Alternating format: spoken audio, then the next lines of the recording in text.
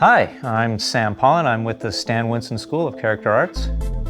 Welcome to my course, 3D Modeling and Printing an Oversized Creature Eye.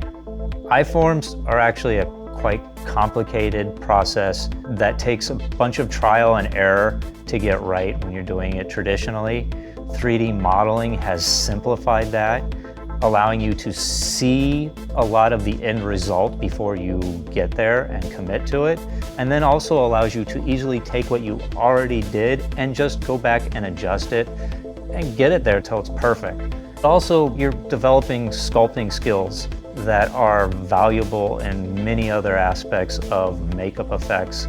Today, I'm going to walk you through the process of modeling an eye form. In this case, it's going to be a recreation of a Tyrannosaurus Rex eye from Jurassic Park.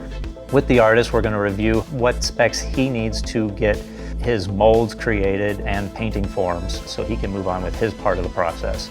Once the specs are nailed down, we'll move on to modeling the outer diameter, the core, a paint stand for the core. It'll need a plug and a casting plate to lock in both parts. After that, we'll have some fun sculpting a iris, some scleral detail, and a little detail around the pupil. After the sculpting is done, we'll finalize the models and import them into a slicing software where I will show you how to set them up for printing.